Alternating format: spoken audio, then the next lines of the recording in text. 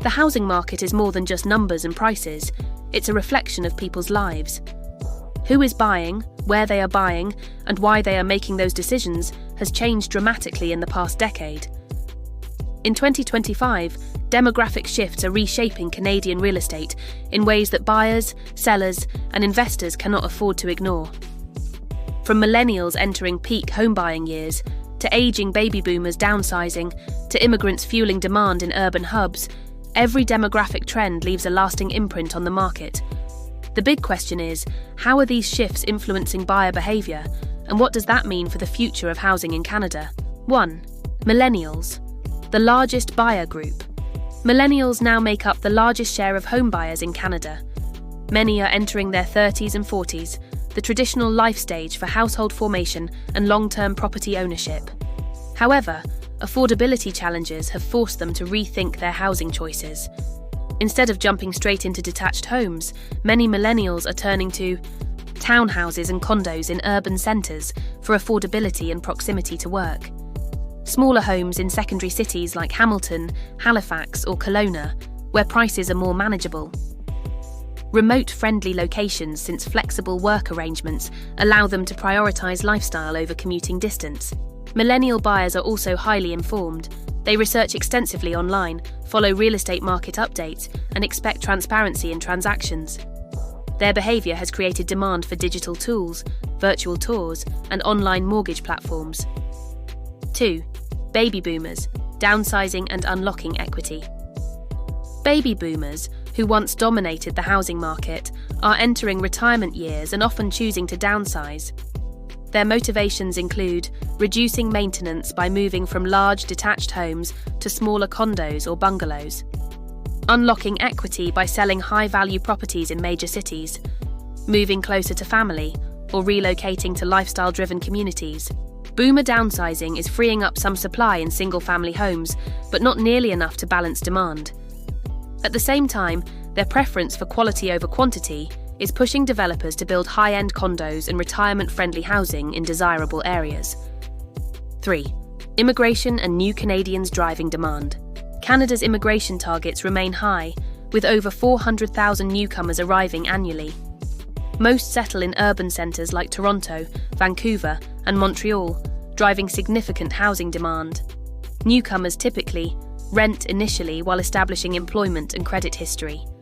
Transition to buying within 3 to 5 years, often starting with condos or townhouses. Cluster in communities where cultural and family ties provide support. This trend adds pressure on both rental and ownership markets. Policies around housing supply and rental development will be critical to supporting demographic-driven demand. 4. Gen Z, future buyers with different priorities. While Gen Z is just beginning to enter the housing market, their outlook is already shaping future demand. Many are skeptical about traditional ownership paths, given affordability challenges. Instead, Gen Z is open to co-ownership models with friends or family, smaller, more sustainable homes that reflect environmental values, flexible living arrangements, prioritizing mobility and experiences over permanent settlement. This shift could redefine the meaning of home ownership in the next decade, pushing developers and policymakers to consider innovative housing models. 5. Regional preferences and migration trends. Demographic shifts also affect where people choose to live. Urban centres still attract newcomers, young professionals and students. Secondary cities and suburbs benefit from millennial families seeking affordability and space. Rural areas and small towns are seeing growth as remote work makes location less important. The pandemic accelerated interprovincial migration, with many Canadians leaving expensive markets like Toronto and Vancouver for more affordable regions in Alberta, the Prairies, or Atlantic Canada. This trend continues to reshape local housing dynamics. 6. Shifting buyer behaviour beyond demographics, buyer psychology is shifting. Some key trends include: negotiation is back. With markets cooling, buyers are less willing to bid aggressively above asking. Cautious decision-making. Economic uncertainty and high interest rates make buyers more deliberate. Focus on value.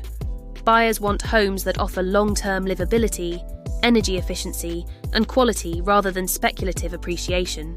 Lifestyle-driven choices. Buyers prioritize schools, healthcare, green spaces, and community over square footage alone. These behavioral shifts reflect a broader recalibration of expectations in Canada's housing market.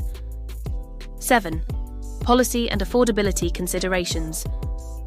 Governments at all levels are grappling with how demographic change impacts housing policy. As younger generations struggle with affordability and immigration increases demand, the need for more affordable housing supply, better rental protections, and creative ownership pathways has never been greater. Policies designed to expand housing supply and improve affordability will have lasting impacts on how these demographic shifts play out. The Canadian housing market isn't just about interest rates or price charts, it's about people. Millennials are reshaping the market as the largest buyer group. Baby boomers are downsizing but influencing high-end development. Immigrants are fueling long-term demand, and Gen Z is already challenging traditional notions of home ownership. Together, these demographic shifts are redefining buyer behaviour and reshaping the future of Canadian real estate. The question is, where do you see yourself in this picture? Are you a millennial navigating affordability, a boomer looking to downsize, or part of Gen Z envisioning new models of ownership? Share your perspective in the comments, because the real estate story is as much about your journey as it is about market trends.